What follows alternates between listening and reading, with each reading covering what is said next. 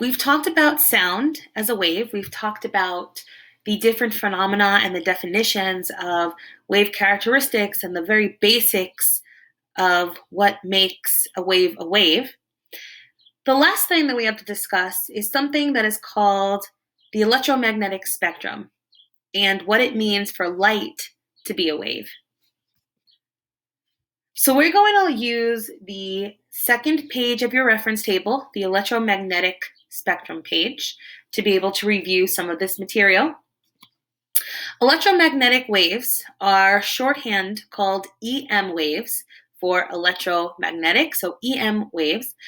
And when we talk about light, light is part of the electromagnetic spectrum, meaning that you have electric and magnetic fields that together create the spectrum. Electromagnetic waves are radiated by all objects at the speed of light. So all electromagnetic waves, every single wave on this spectrum, all travel at 3 × 10⁸ meters per second. This is the speed of light in a vacuum. In a vacuum, we know that there is no air. So all electromagnetic waves are able to travel in space. Sound, which we've talked about already, does require a medium to travel. So we know sound cannot travel, or you will not be able to hear sound in space. But all electromagnetic waves, they can travel in space.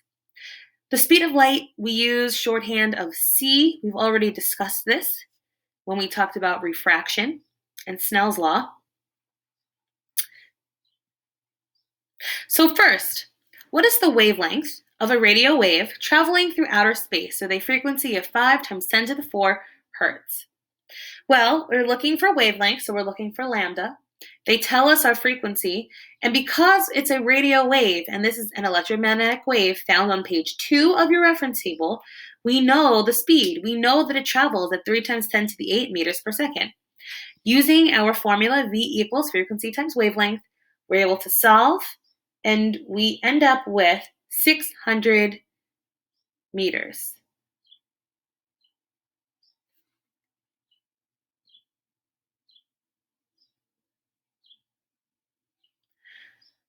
When we talk about electromagnetic waves, again, we're talking about electric and magnetic fields interacting together.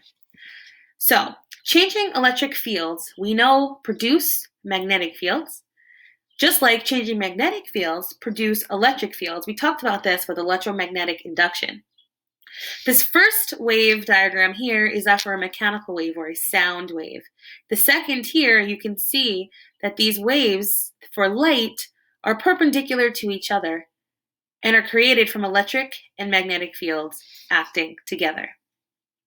The result of a self-propagating wave with perpendicular electric and magnetic fields, those are electromagnetic waves.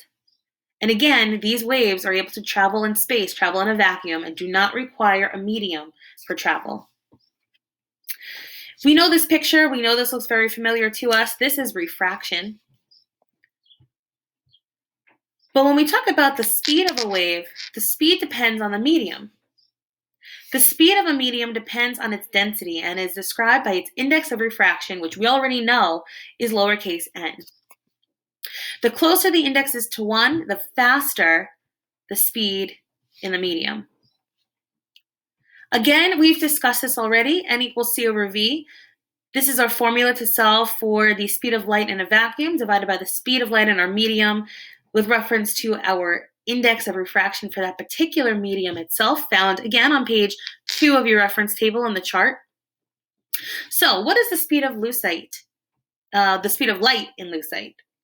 Well, I know that the speed of light in lucite, I can use my formula n = c/v, where c we know is our speed of light, and n is given to us on a reference table as 1.50. Solving for this, we end up with 2 × 10⁸ meters per second.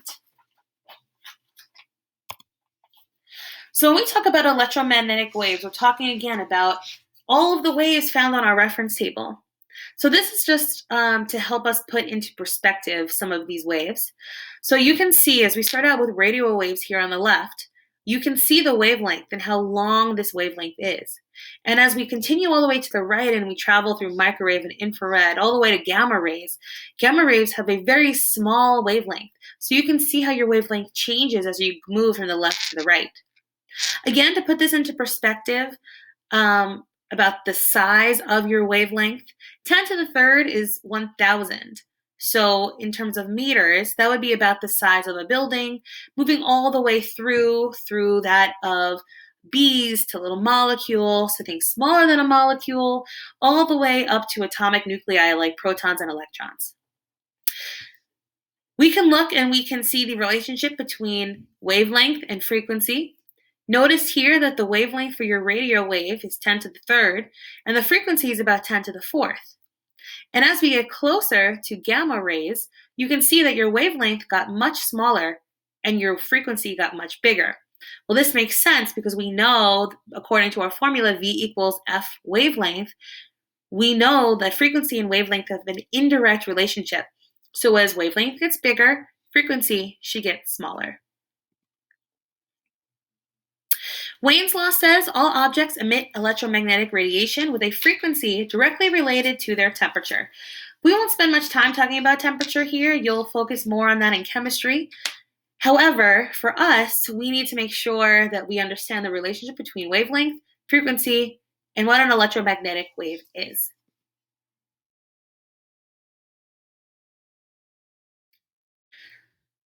So obviously this is a picture from space, and we have the star Betelgeuse, as well as the star Rigel. So red light has a wavelength of about 750 nanometers. Violet light has a wavelength of about 400 nanometers.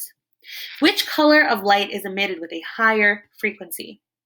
Well, if we go ahead and we look, Betelgeuse, that is more reddish orange, versus Rigel, that is blue, if you're able to look on your reference table, you see the difference between wavelength, the difference between red and blue in terms of frequency. A shorter wavelength giving you a higher frequency means that you have a bluish or purple color. Which star is hotter, Betelgeuse or Rigel? And how can you tell? Well, again, we just saw Wayne's law says that hotter objects emit higher frequencies. So blue stars are hotter, red ones are cooler, which is why if you're thinking about fire, you have a very, very hot fire. The closer you are to the center, the core of the fire, it's a bluish color, and as it radiates outward, it turns into the reddish, orange, yellow color. So electromagnetic waves travel at the speed of light. That speed depends on the medium of travel itself. Electromagnetic waves do not require a medium again. They are able to travel in space. Low frequency electromagnetic waves that are below ultraviolet on your electromagnetic spectrum are non-ionizing forms of radiation. High frequency electromagnetic waves that are higher than ultraviolet are ionizing forms of radiation. This means that they're dangerous to life and you are able to form mutations or cancer.